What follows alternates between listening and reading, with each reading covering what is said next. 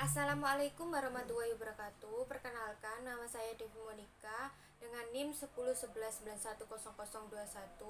Di sini saya ingin menjawab tugas UTS mata kuliah Strategi Operasi dan Rantai Pasok atau SORP. Di soal ini yang pertama itu ada dua soal A dan soal B. Soal pertama yaitu dalam strategi operasi dan rantai pasok untuk mendapatkan profit yang optimal, maka perusahaan harus semaksimal mungkin untuk menghasilkan produk penetapan harga, kuantiti, waktu, tempat store dan pelanggan yang tepat. Di sini saya menjawab benar karena soal ini hanya disuruh menjawab benar apa salah. Dan untuk soal kedua yaitu dalam sebuah supply chain terdapat tiga jenis aliran: material, information, and cash atau funds, di mana alirannya dari customer ke supplier kecuali cash atau fund ke arah yang sebaliknya. Dan di soal nomor 2 saya juga menjawab benar. Dan di soal nomor 3, risiko manajemen dalam global supply chain terdiri dari gangguan pasokan, penundaan pasokan, fluktuasi permintaan, fluktuasi harga, dan fluktuasi nilai tukar. Di soal nomor 3 saya menjawab benar juga. Dan untuk petunjuk soal B, yaitu isai. Untuk soal nomor 4 saya menjawab bullwave event merupakan gangguan supply chain yang membuat permintaan tidak akurat sehingga terjadi permintaan yang tidak stabil atau terjadi perubahan. Dan untuk soal yang keempat, poin B, di mana permintaan dan customer yang mengalami perubahan baik semakin banyak atau sedikit pada perubahan ini menyebabkan distorsi permintaan dari setiap stage, yang mana nantinya distorsi menimbulkan efek bagi keseluruhan stage supply chain, yaitu permintaan tidak akurat. Untuk soal kelima, di sini terdapat grafik bullwave event yang ada dua poin A sama B. Yang menjawab poin A yaitu fungsi, sistem, dan keputusan.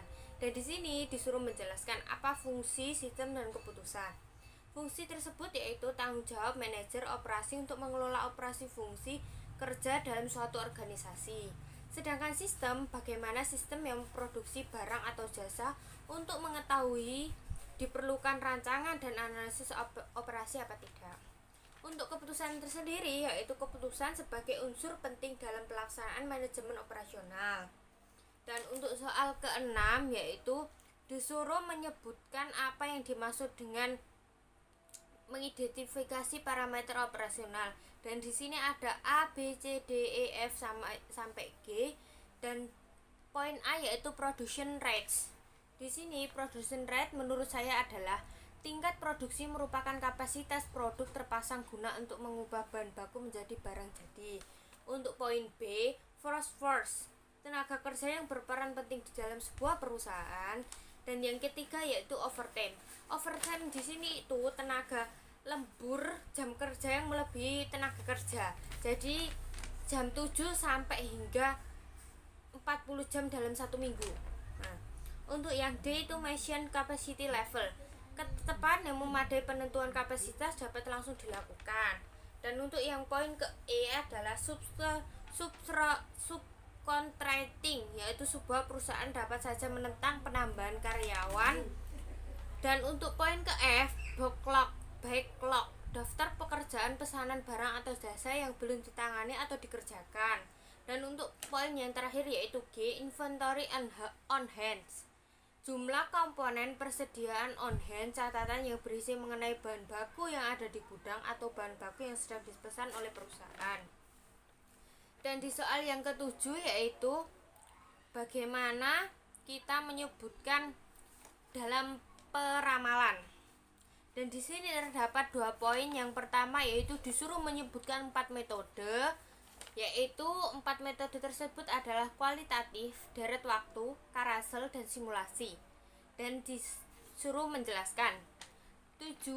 Nomor 7A, yang pertama adalah kualitatif. Kualitatif di sini adalah metode peramalan bersifat subjektif dan bergantung pada bagian manusia. Dan untuk poin ke B, deret waktu, metode peramalan deret waktu menggunakan permintaan historis untuk membuat keramalan. Yang ketiga C, carousel. Metode peramalan mengasumsikan bahwa ramalan permintaan sangat berkorelasi dengan faktor-faktor tertentu. Dan untuk yang D, simulasi metode peramalan. Meniru pilihan konsumen yang menimbulkan permintaan untuk sampai pada suatu ramalan. Dan di poin yang B, saya tidak mengerjakan karena tadi waktu sudah menunjukkan pukul 09.25 dan itu sangat tipis untuk mengerjakan poin ke-7. Namun di sini untuk poin ke-7 yang pertama, hitunglah peramalan moving average 3 minggu ke 13 sampai 14 sampai 15. Dan poin ke-D, hitung peramalan morning average 6 minggu ke 13, 14, 15. Saya tidak mengerjakan. Sekian penjelasan soal UTS SORP, strategi operasi pasok. Kurang lebihnya mohon maaf. Wassalamualaikum warahmatullahi wabarakatuh.